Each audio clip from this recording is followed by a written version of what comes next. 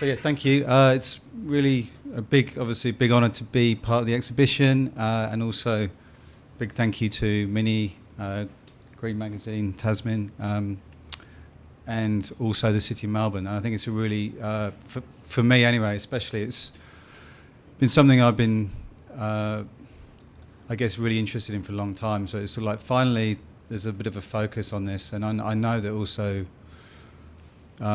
it's a little bit of a vogue kind of topic, and maybe something that's bandied around, the sort of tiny house, small living thing. But I think it's actually very relevant, and something that we can actually talk about as well as, you know, the ideas in this exhibition, the actual realities as well, and as architects, developers, how that actually manifests itself into something actually real rather than necessarily just conceptual design.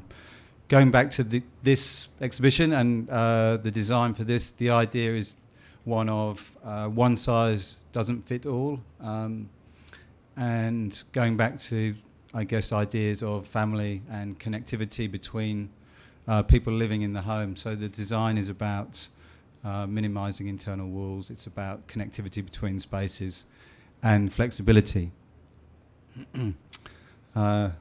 Floor plans, which you're probably not going to read from that far away, but that's what that says. So I guess I've sort of hijacked this as a bit of a thing to do my thing about the small living, and to kind of say my bit, which is that we all understand that, you know, more housing needs to happen, and we need imagination, and we need sort of entrepreneurial kind of visions to make these things happen outside of the market-driven development stuff, which is the biggest scale. So there's that space in between, and as architects, designers, this is here for all of us to actually engage with and to see and to make those things happen. So I'd like to show you a few things that I've been doing, which are small. So starting with really small, this was a site in North Fitzroy, a existing house with a garden, like gazebo thing. It was pretty nuts. It was that's the model, but that's better. It's like it's an unarchitecturally looking building. It's like a sort of quaint gazebo, and the owner of the property wanted to be able to have a space that she could rent out, and said, oh, maybe I need to extend it, you know, add some more space on it because it's very, very small.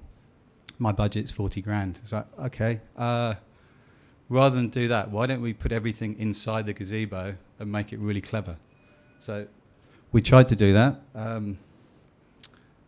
There was a video. Didn't work. Anyway, doesn't matter.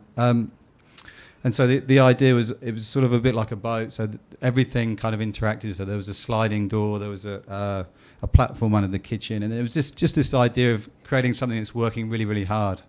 And that was sort of an early foray into this dialogue. This is a more recent one, which is a site in Fitzroy. So existing studio apartments, which are generally really small living spaces. The idea of adding extra amenity, studio space, with the proposal for this was a sort of a double-story, a double-story studio that would connect to a studio which was in a block of 8 apartments.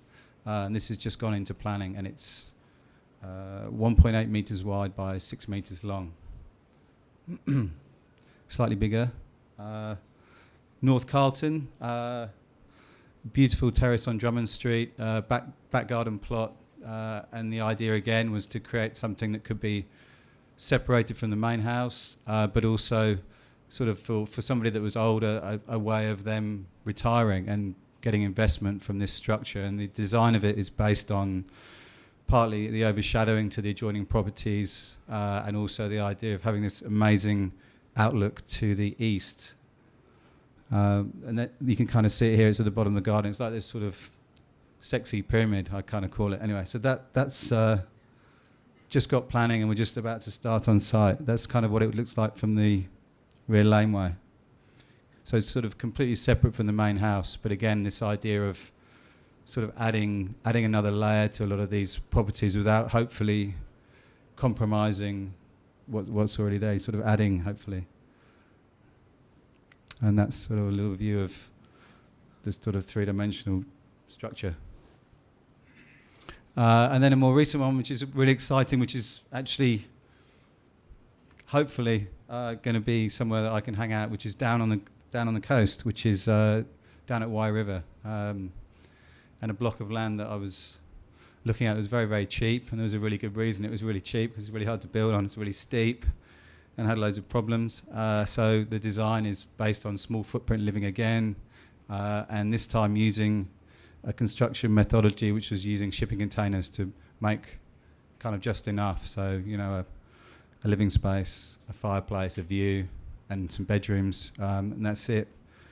So this is currently on site, and the idea is it's made of 3 containers. I know containers do have a bit of a stigma about, you know, the limitations, but with this it sort of lent itself to it. And so the idea was, because the site was so tricky, was to sort of use it as a way to rationalise the design. And then came to the craneage day, so these things arrived and then were craned onto the site. We had to build a retaining wall to take the crane. The crane actually got bogged because it started raining. Anyway, that was a whole other thing, but got these things onto you kind of see this thing, like a steel structure. So the other thing, which is I think is nice, is the idea of sometimes, you know, being quite delicate with how buildings touch the ground and not necessarily on ground concrete slabs and things like that. And then these China shipping. I'm not sure if they were the premium containers, but anyway, they're the cheapest ones, and they were basically lifted onto this structure, as you can see, and then the idea was just really basic fit out. So sort of the longer volume was kitchen, living. It's not really a living room. It's basically a 3 metre wide space where you put a couch, and then sort of a bedroom, and it's all about the view and just being on a really amazing setting. And this is sort of a more recent photo. So the idea is to plant a green roof on the top, and then it's just going to be clad in galvanised steel. So there's some things happening. So yeah, that's a little bit of, I guess, snapshot. Thank you.